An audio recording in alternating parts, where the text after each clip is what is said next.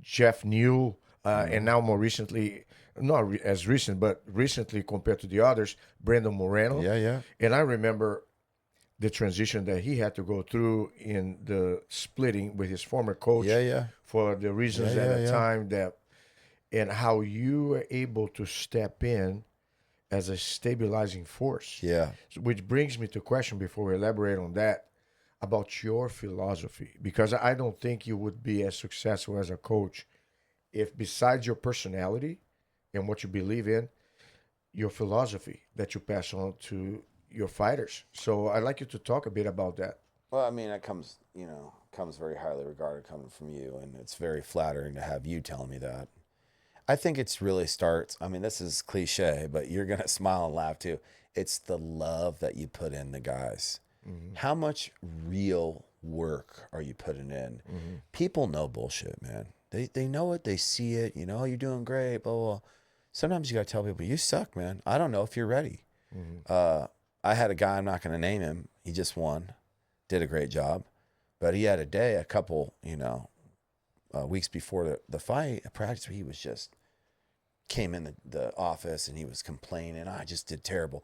I said, man, stop whining, dude. Get a hold of yourself. I said, these emotions are the reasons why you lost those few fights. You're getting emotional. Stop being freaking emotional. And he goes, I love you, coach. Mm-hmm. He goes, that's why I come to you. And I go, all right, well, because I tell you the truth. Sometimes people want you to tell them the truth, and fighting is so hard. You want someone to blame. You want to get upset because it's just like climbing a real steep mountain, right? It's already so tough. Sometimes you just want to yell at somebody.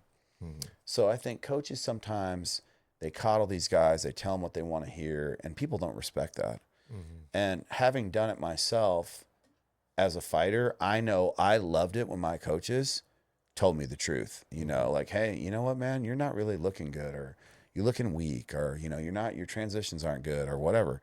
I always appreciated that and respected them and would work diligently to correct it. So my whole thing is truth. Mm-hmm. Truth and love, right? I mean, I'm very honest with them, and I just tell them the truth. And I think that they do respect the fact that I know what it takes, and I went in there and I did it. And I tell them that, this effort is not going to get it done. And this from being around, Steven and all the high level stuff, and especially being a world champion. You're not going to win at the highest level if you cheat this little bit. If you are lazy, that one day it's going to come back. It's going to get you. Pay for it. That 1 hour that you said, I'm going to sleep in. I'm going to get tacos today. I'm going to hang out with my chick. Okay. Mm-hmm. That other dude's running. He's on the road, man. He's doing the road work. He's focused. He's dialed in. He's laser focused on the assignment, and the assignment is beating your ass. And that's it. And you're checked out. And if you can check out and then think you can check back in, it doesn't work like that. It's a 100% commitment. There's no way out. And that's why guys kind of get a little stir crazy. You need to step away sometimes, I think. So that brings me to discipline. How much of a factor, or how do you look at yourself from a discipline perspective as a coach? If you, for instance, have a fighter that kind of gets off a little bit the line, or doesn't follow through the regiment the way it's supposed to be. I don't really work with guys like that, because they lose. Mm-hmm. And I don't like to lose. Mm-hmm. And bullshit effort equals bullshit results. I mean, it really is pretty simple. Mm-hmm. And this. So when guys start cheating or not coming to practice, or I tell them, I'll give you a chance. You continue down this path, we're done. We're just going to part ways. And I've parted ways with a few guys. I know what's coming. If you think you can do this without putting in the work, here comes the downfall, right? Mm-hmm. Pride before the fall. I mean, and you just can't. So it's really easy to love people who put in the work and the grind, because MMA is just tumultuous.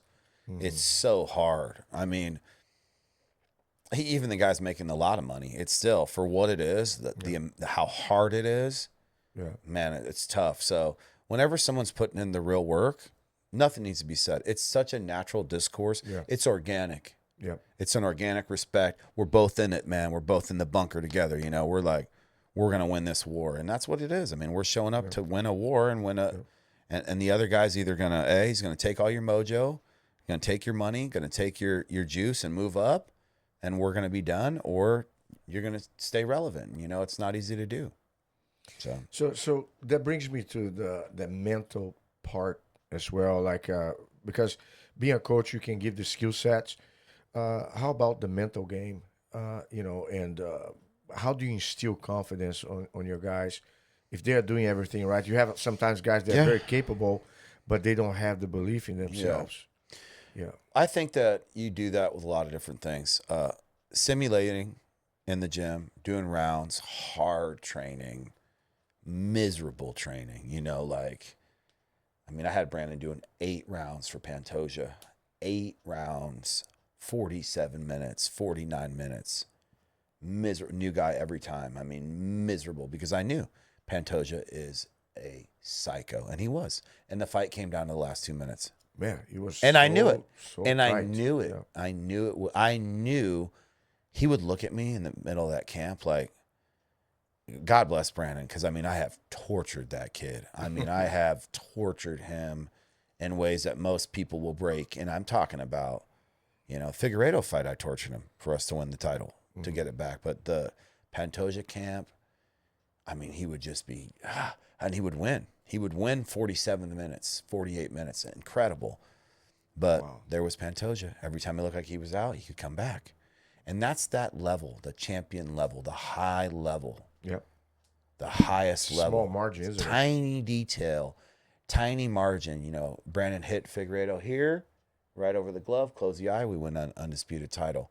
Maybe Figueiredo blocks that shot, comes back and knocks Brandon out, Yeah. And we never win the belt.